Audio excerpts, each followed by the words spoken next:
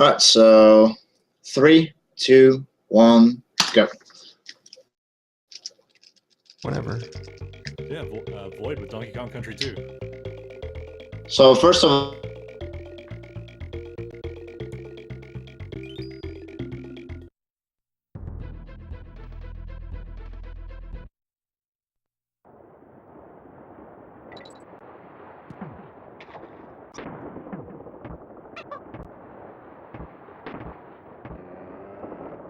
Debatable. Wait a Very minute. debatable.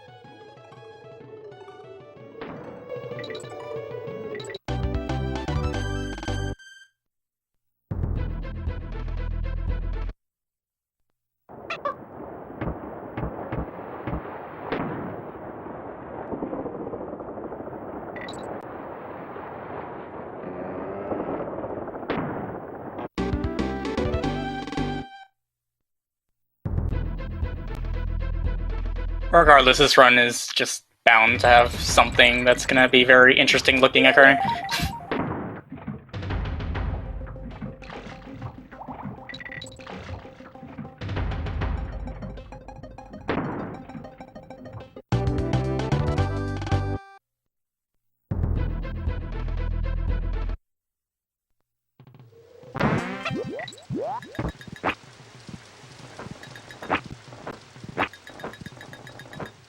So looks like he misses the easier trick and then gets probably one of the more difficult.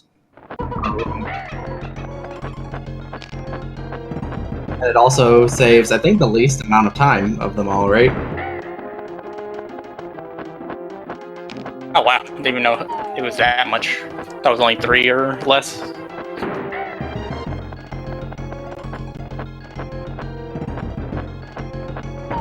It sounds like you're not streaming your Discord audio, so people are only hearing your mic. Yep. Oh.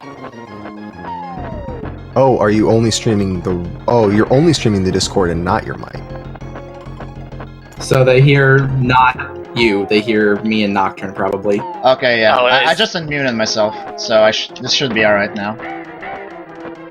Yeah, I can hear you on. Okay, we should be good. Alright, sweet. Okay. Heck, we didn't get to talk about RNG Bird. Yeah, so That's alright. Crow Ah, gives you either real eggs or fake eggs for the last 2 cycles. And he is pretty much the biggest instance of RNG in this game. And he forces you to reset very early while doing attempts. yeah, it's a funny thing about this game that most of the runners tend to call the World of One Infinite. It has arguably the hardest wrong warp and by far the most RNG in its back-to-back levels. Yep. That's why the early game is so brutal in this game. So hopefully that is the only time we see the Diddy rep in this run. Sorry, Jesse Lockhart. It is longer than Dixie Guitar. I believe that's by about 3 seconds. Yeah, it's not that much. Speaking of Dixie Guitar, we're about to have it here. So a lot just happened in the last 2 levels. In Hot Head Up, I obviously had to take a detour to grab an extra Kong barrel, but I was able to execute another wrong warp. That one, well, since I had to do a detour, it was obviously slower than just taking the warp barrel normally, but I don't even know how much time it saves, to be honest. But in 2-2 Cannon's Claim, I was able to execute what we call a team throw super jump, aka a big boy. So when I throw my Kong to an enemy and it comes back to me, I have a few frames to execute another jump, and it gives me extra height. You'll see another instance of this trick in Ramby Rumble, which is 4-6.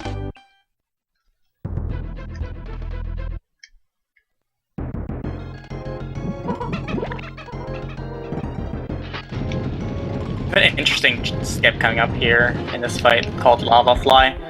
After the second hit, he's going to go on the top of the left cave, and normally you're not supposed to be able to cross the gap. But if you go to neutral D-pad as you approach the ledge on the opposite side, you can actually jump and not fall into the lava. Hopefully that's what we see here. Yep. Easy every time. Shout out to Twig. Shout out to this trend cutting the twig. Hopefully. Yeah. Shout outs to 240 World 1.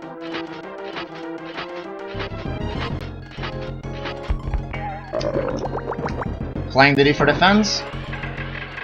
Always for the fans. Fans go wild.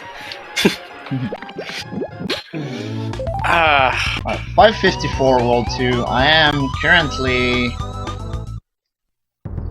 over 40 seconds behind of my splits, but that's alright. So no more war barrels from now on, only pure execution, and World 3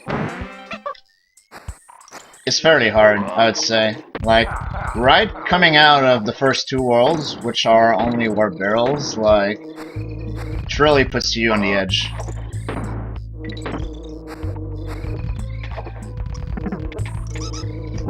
Oops. Oh, the DK coin. The DK coin of shame. You can avoid getting that if you hop off of Rambly right before the kind of no Rambly sign. The throw he just did is to store a super jump that's about to occur once he takes damage. It allows him to cross over the auto-scroller segment, being this. Yo, and he even grabbed the G. Excellent. Did I? I didn't even notice. Yeah. You got it. You easily had it. Cool. Shout out to the hardest level in the game by far. Oh yeah. Glimmers is definitely the hardest level to optimize in a speedrun. The goal is to try and avoid touching walls and especially corners as much as possible. They'll slow you down quite a bit, and you can easily lose seconds in this level just from ineffective swimming.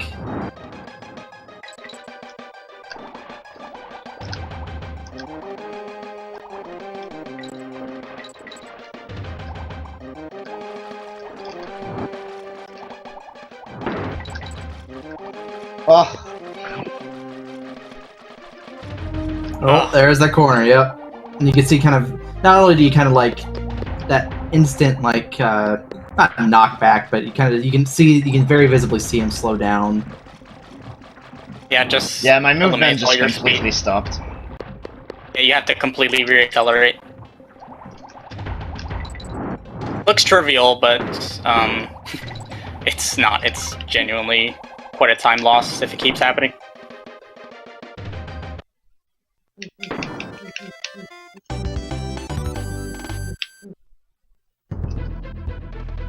So Crackhead Clamber, aka Crackhead, probably the first dangerous level in the game. Yeah, the two swamp levels, this one and the next one, are a lot more dangerous than the very first one. You try to take advantage, as you saw right there. You took a hit, but he also kind of saw him sink into the death plane there a little bit. He got very close. And you try to abuse that as much as possible, kind of going under the water there without dying.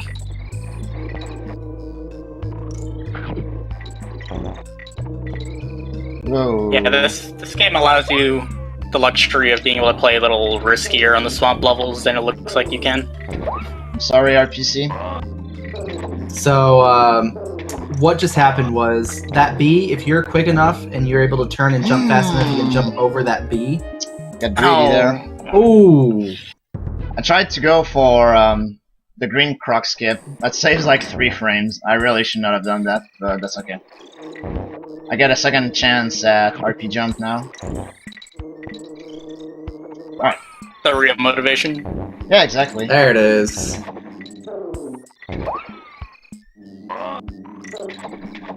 Mandatory death on Crackhead. That's alright. Wouldn't be a marathon run without it. Probably no. Yeah, the physics on these crocs can be kind of bizarre sometimes. So this level is probably the first one you're spending a lot of time on when you're learning how to get good at it, how to optimize the level, because it's so weird trying to roll and jump and find out what's acceptable with the croc heads. So this level's pretty enjoyable casually. Good music, fun animal buddy and all that. And a run, it's really annoying because Radley's hurtbox just does not make sense sometimes. His hitbox too, for that matter. Like when he does damage and when he takes damage, just keeps fluctuating, and it just doesn't yield consistent results sometimes.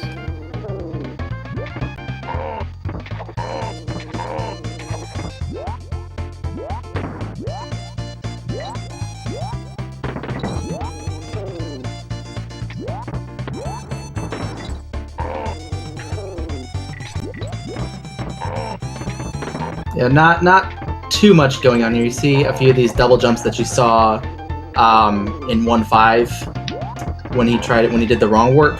But other than that, it's kind of just learning how to optimize Radley's movements and not get hit with the really bad hurt boxes. Oh yeah, I actually didn't talk about that. The double jumps with Radley. I guess we could talk about it later in Toxic. Yeah, it probably is even better there because you show off a lot of them. Yeah. So what he just did there was another super jump by switching while one Kong was in the water, and he used that to skip that. And here we're going to try and set up another wrong warp. This one's a particularly punishing one to not get. There was a point a while ago where I just could never get this wrong warp for the life of me. It's a strange one. Yeah. But if you fail that wrong warp, you do not get another chance at it because you hit the halfway point when you come out of the bonus. So you have to finish the level at that point. I think the main reason is that's because the water raises. Yes. It just up with you, so you can't access the bonus barrel anymore. Yeah, exactly.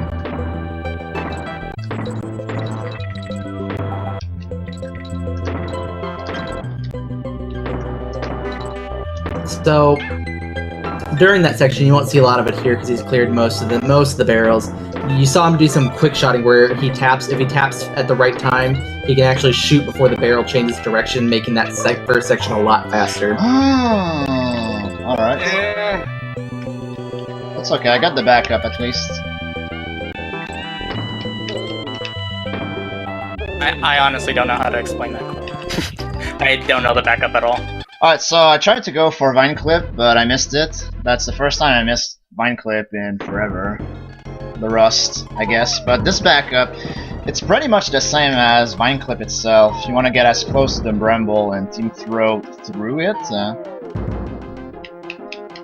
But what ends up happening for that backup is you take damage and then you just go to the right, I guess. Oh my god. Alright. Shoutouts to Kipples. So for this boss, you'll see him, he's trying to get the camera scrolled in a particular way. And you'll see here, he picks up the barrel, and what generally happens is you count kind of the number of Dixie breaths. You see her open and close her mouth, and usually there's always a set amount. After about 6 breaths on the first phase, he'll drop, and you can kind of just move and throw the barrel back into him. And it gets shorter and shorter as you go along. You have less time.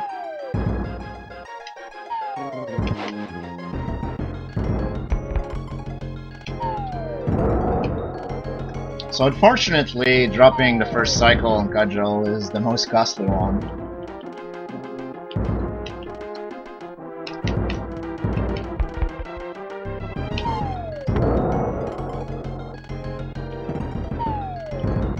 For what it's worth, this only saves like frames, but it's generally very consistent, so even at such a high cost, it's still worth going for, as long as you've put in your work. Yeah. But mistakes happen. Yeah, this run isn't lacking mistakes so far. That's all I'm gonna say.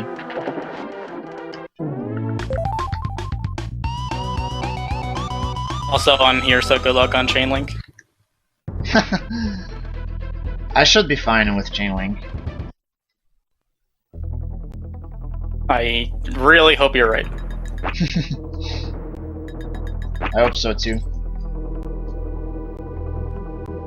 So this level has a very subtle thing that's very annoying about it, and that's the walls. It's really annoying to get off those things fast and get a good amount of height out of it. Yeah, only It's climbing one of those is really an underrated mechanic in this game. It's a lot harder than it looks to do, right?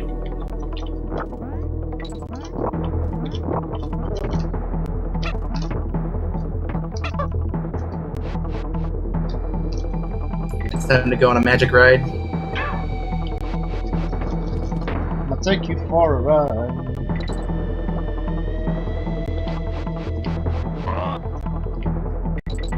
So if you noticed, I kinda made a web below the hook and dismounted the spider and instantly grabbed the hook, and that confuses the game for some reason. It makes the screen scroll really fast. There are a few So ways to cause the camera to glitch out like that, but that's one of the few that are really useful in runs. Yeah, that's the only one you're gonna see in 80%. There's another one that we use, or rather, there's one that we use in 1 or 2%. We don't use this one that you just saw in Hornet Hole for 1 or 2%. There's one in Jungle Jinx that's used for that category. Which also brings up another property of the zip, where if you face left, it just stops for some reason. It's Yeah. a very strange trick. I have no idea why it works the way it does, but it's very interesting. It's definitely a crowd pleaser. There's also some risk to that trick, like if you jump too late, you can get stuck in the wall and just not be able to do a damn thing and have to reset your game, pretty much. Run over.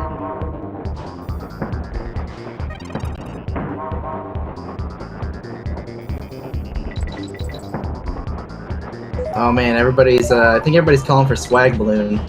Yeah, sure. Well, yeah, isn't that mandatory? I mean, what? I'm hearing required trick, so it must be. Yeah, I don't go for swag balloon when I'm on pace, PvP pace. But this run is definitely not on PvP pace anymore. Easy every time. Alright. so, if you like this music, too bad. Yeah, This hopefully. next level does not exactly get a long viewing. Hopefully. So we, yeah. So this is another pretty difficult wrong warp just to get the timing and the clash all correct. It's pretty tough. But Void gets the clash. Nice. So a lot of these are based on timing and loading IDs. So in this case, you want to be off of that vine before the hook returns to him. And if not, you know, some funny effects can happen under certain circumstances. If you do everything else right and you throw that invisible barrel, sometimes Squawks will come out of his box and just go flying off the screen. And as cute as it is, you have that terrible sense of failure as you watch Squawks fly away into danger. Means you have no means of progressing and you must die.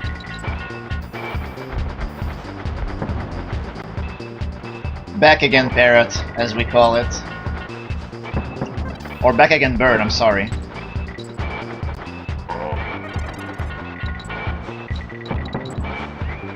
Alright, so next is my favorite character in the whole game. It's number 2 guy, who has cost myself personally quite a few runs.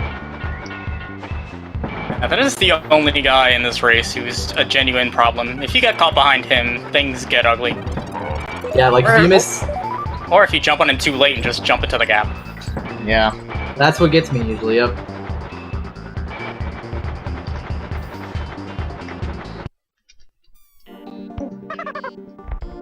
Pretty much every donkey runner lost a run to number 2 guy, I'm sure of it. Didn't someone die to like number 9 guy once? Yeah, that's Canis. Sorry, Canis.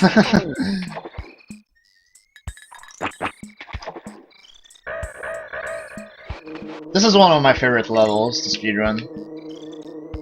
It is also certainly one of the most difficult. Yeah. There are easier ways to go about it than how Void's choosing to do it, but Yeah, it doesn't mean any of the ways are particularly easy. The section right there that Void just finished with all the mini neckies has an invincibility barrel to start, so if you're learning, you have that little safety net. It's still by no means easy. It just means you won't get hit. It doesn't mean you won't fall into the pit or anything. We turned left there in order to make the barrels start shooting later, which allowed him to do smoother movement through that segment. It's subtle, but it's still a decent time saver. So that wrong warp that Void just got is...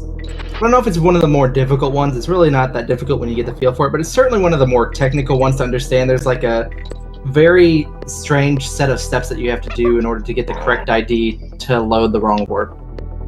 The setup is also very consistent. Wrong warps as a whole are pretty difficult to explain. I'm not sure if any of us can do so to the most accurate of descriptions, but let's just say if you get that warp, you can generally understand how they work anywhere. Got a lot of nuances to it. Yeah, I think I would agree with that.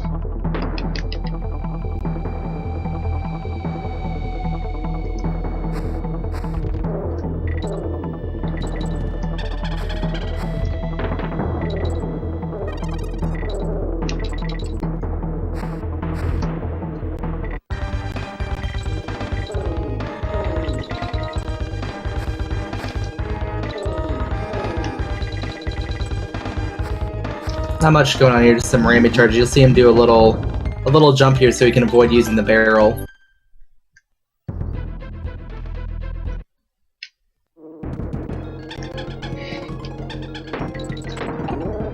This boss... Everyone's favorite to choke when they're out of their PB.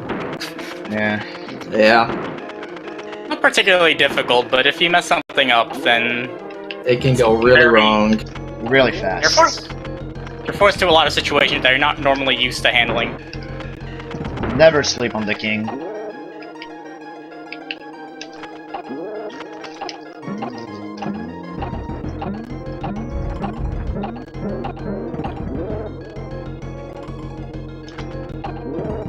Alright, looking clean. Pretty good. Pretty good fight.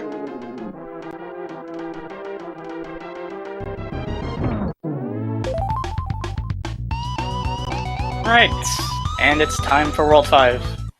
The place so spooky because all the dead runs go here. Fact.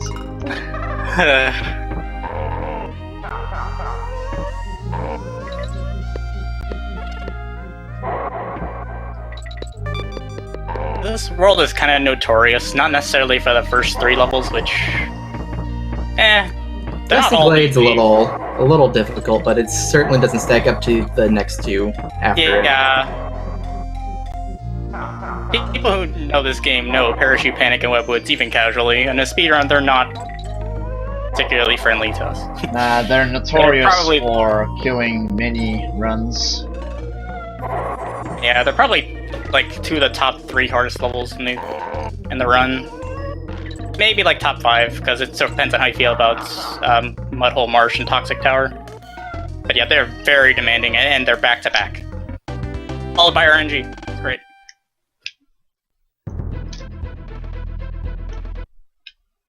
So not much going on in this level, Haunted Hall, aka Tupac's Library.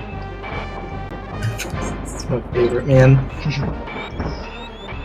What I'm gonna do though is jump into doors and up and down slopes, and that will save me throughout this whole level a few seconds.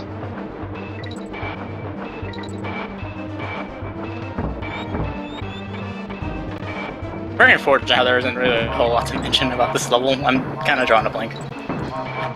Oh, there are 2 friends towards the end. 2 particular bees worth mentioning. Oh yeah. Haunted Hall bees, man. Shoutouts to the J version, who only has to jump over 1B.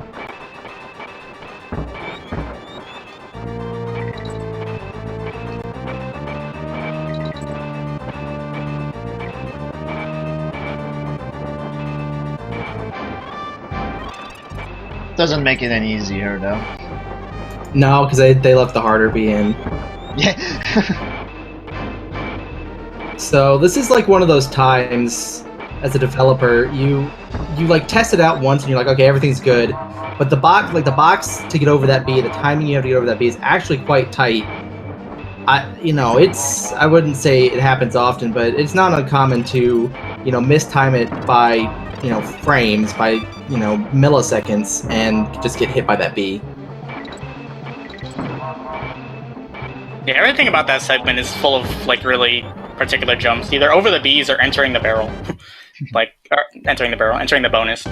Even the bonus itself is really demanding on like really precise jumps. I don't know why they stack so much difficulty in that one segment. They had to make the auto-scroller entertaining, I guess. It didn't work. Raid?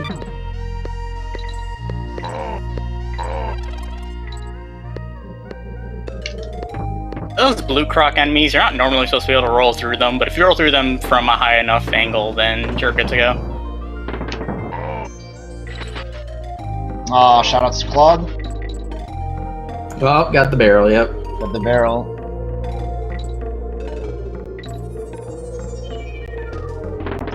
So you're gonna see a little tech here at the end. It's gonna roll off here and then throw Dixie into the barrel, and that's so you can set up the goal swap so you have Dixie in front for the next level, which is ideal. Chad is asking me if this is 40 pace, and I'm gonna answer probably not. This is the kind of level you enjoy. There's a lot going on, and it looks really fun fast. Okay, we can't describe it any better way than just your eyes can tell you. I mean, it's nothing more than memorizing where the bees are, memorizing where you can land, where you can jump, and falling. Lots of fun.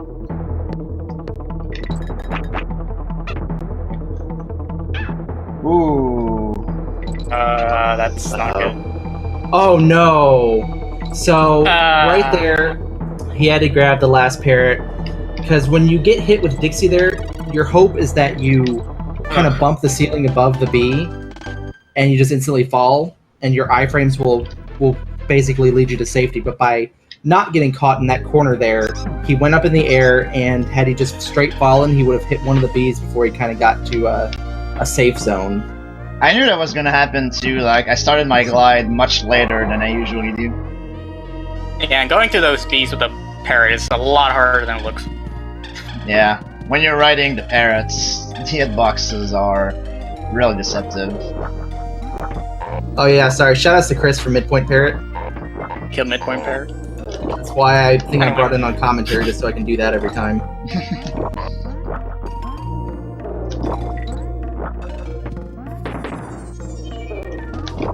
So with Squitter here, there's some tech instant platforms by pressing L and R at the same time. We'll get into this in the next game as well, but for whatever reason, this is different between DKC 2 and 3. You can't just instantly press L and R at the same time and get it in 3. So 2, while the level itself is a lot harder than any Squitter level in 3, they at least make it a little bit easier to get the instant platforms going. And you're seeing some very frightening uses of damage boosting. A very well executed level.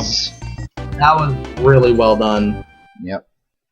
That's one of those levels that just can be a complete disaster. Like one mistake and then just snowballs into minutes of time loss.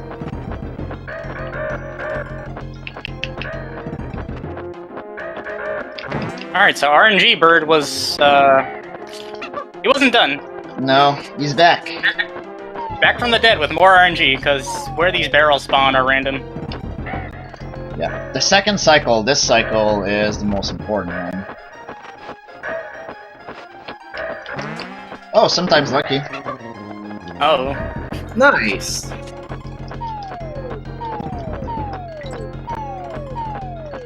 Reason being, this run is already not too great, so...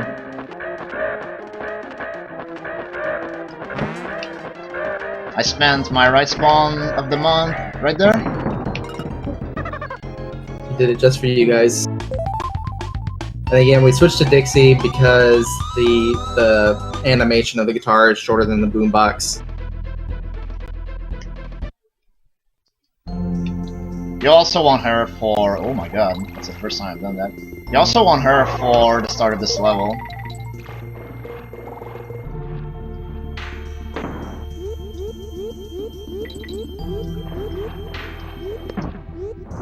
Is that guy crossable with Diddy at all?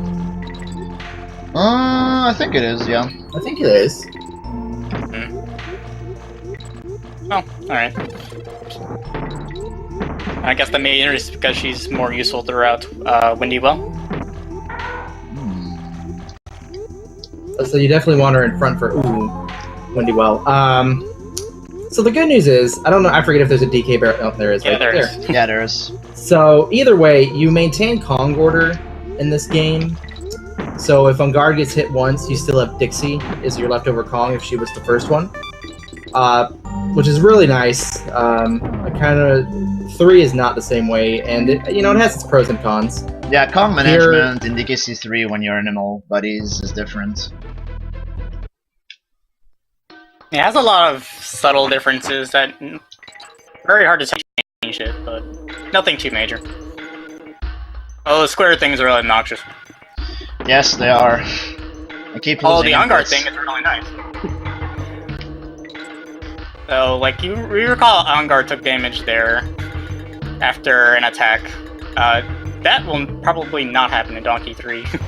Donkey no. 3 on-guard received a ridiculous buff to where his hitbox is huge and lasts a while. Vanguard went literally SSJ3 in Yeah. DKC3. Ooh. And also That's Donkey alright. 1 runners. I have no idea how you use that fish.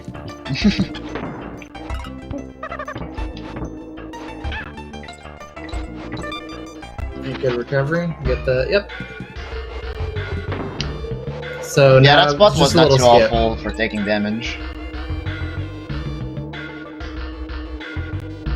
You see him kind of angle himself in a lot of different places so he can skip some Bs or get, you know, skip some wind cycles that he normally would have to take if he just went straight up.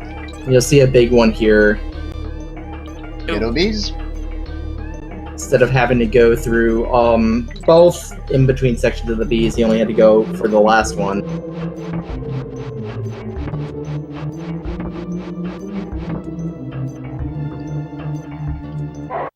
It's a good opportunity for talking about risk versus reward in this game. Ghetto Bees skip saves 2 seconds. If you take damage, you have to go back in either Windy Well or Arctic Abyss to grab an extra Kong for this glitch coming up, and you lose like 15 seconds by doing so.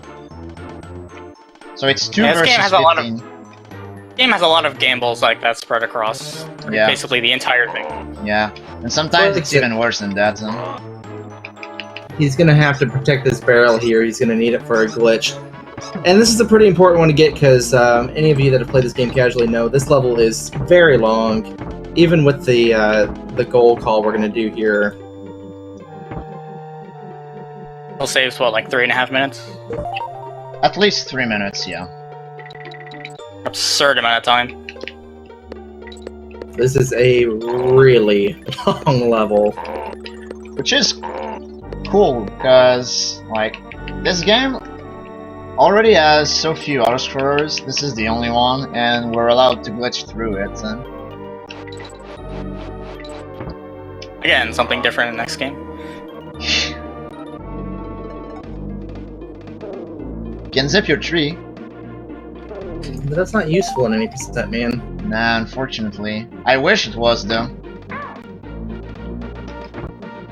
And so he's going to take damage here, and all of a sudden, there's our goal. Why does that work? I don't know. That's the best way I can describe it. A lot of very, very convenient and terrifying things can happen on that level depending on how you use that glitch. Oh yes. Shoutouts to Mr. Zaradament, by the way. He made a YouTube video of not all, but a lot of different outcomes that can happen in this level by using the invisible barrel glitch, and he once got a blue donkey sprite, the same sprite that you see during the Carol fight.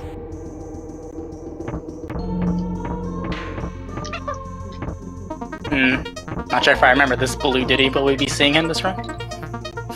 Yeah, I'll go for it for sure. Alright, so what he did there was throw Dixie, and as you can see there, for whatever reason, she ends up on the same level.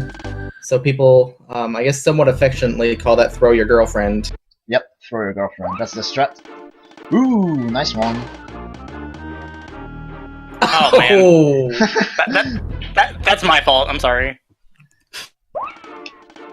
Nocturne and Chainlink Chamber have a long history together. A long, bloody history. So what he's trying to do there, he's trying to build That up was a our low engine speed, manipulation stall just a for moment. getting the wrong mark.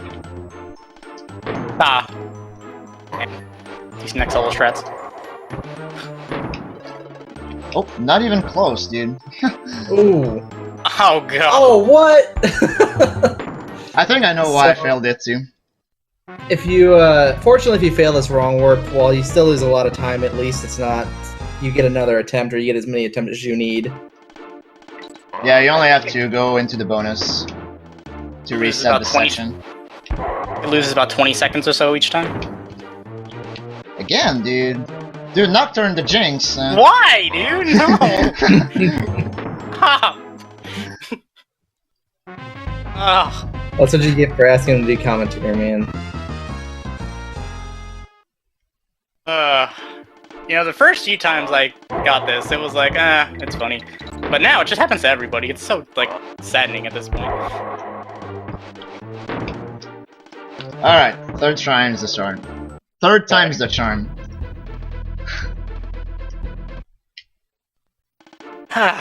That's one of the more difficult ones to get, just in the positioning and not getting everything set up in the right position, because it has to be quite precise.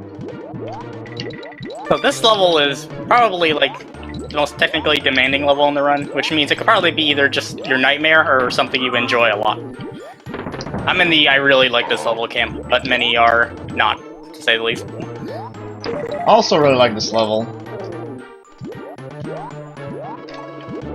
It's a contender for the toughest, but it's really enjoyable.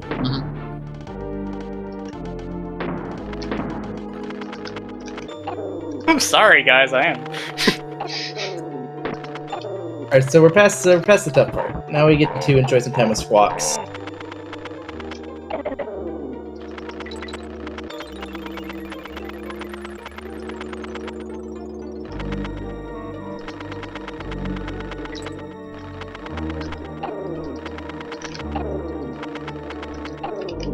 Listen to that furious mashing.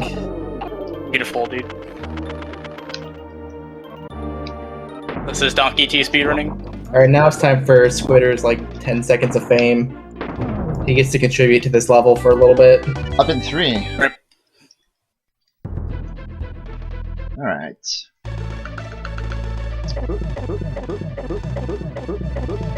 Yo guys, it's our boy Donkey Kong. We did it. Game over. Ow. Going for the jump, I see in chat. If I go for the jump, I might not cut the twig though, so... What's more important? Like,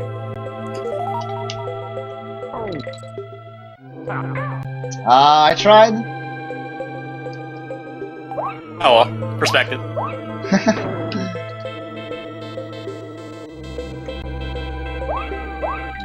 So unfortunately now it's a little bit slower because Dixie's not quite as buff on the ropes.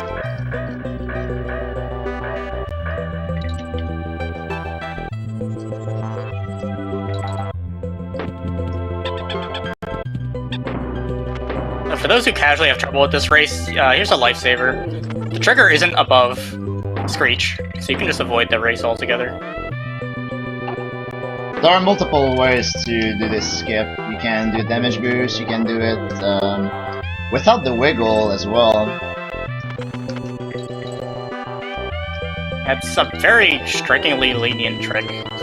Yeah. Though in order to get it like super flawlessly, it does require a decent amount of work. Ooh, got through the ring of bees, very good.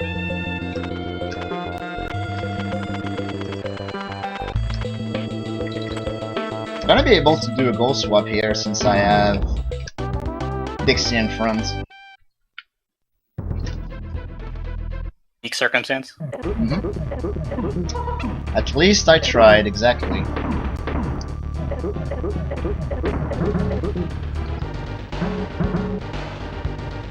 And this K-roll fight is pretty straightforward. It's really just about the minor optimizations like throwing the cannonball in as soon as possible.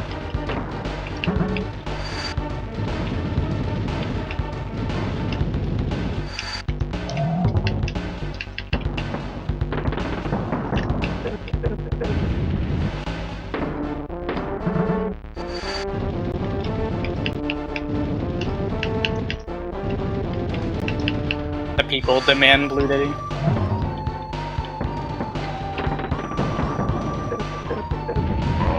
Did they donate for Blue Diddy?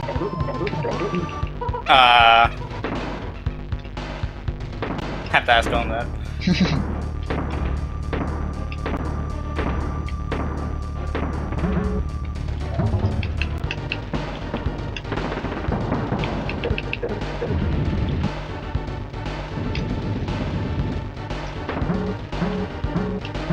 It's pretty difficult to do optimizations on this fight. The most you can really ask for is getting the cannonball like as soon as the suction animation starts.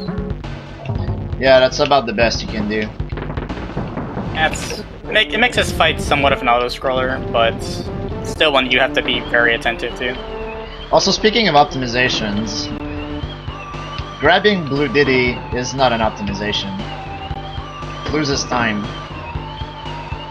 I'm gonna lose about 6 seconds for grabbing Blue Diddy, but it's gonna be worth it. Yeah, at the moment it might not be noticeable why, but we'll point it out. Much easier to explain with the visual there.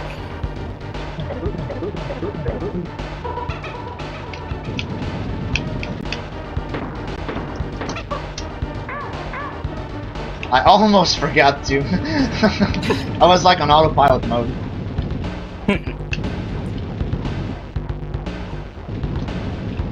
So here with him moving around the floor, it was all well and good. No real noticeable difference yet. Blue Dixie? The double. Here's where the time loss comes into play. He waits a lot longer to shoot the cannonballs because he sees, oh, you have been hit by gas, so I have to wait. Yeah, if you're affected by colored smokes, K-roll gives you extra time to, I don't know, I guess, react and adapt to what you're affected by. What a nice final boss. It is really nice, because if he would have done that here after you get hit by purple, you're dead. Oh no, your controls are inverted. But anyway. Without a doubt, a really run. This is the last hit. Yeah, as long as it's a really run, then you cut the twig. Yeah, I did, in fact. It still beats my other marathon run that I did a while ago.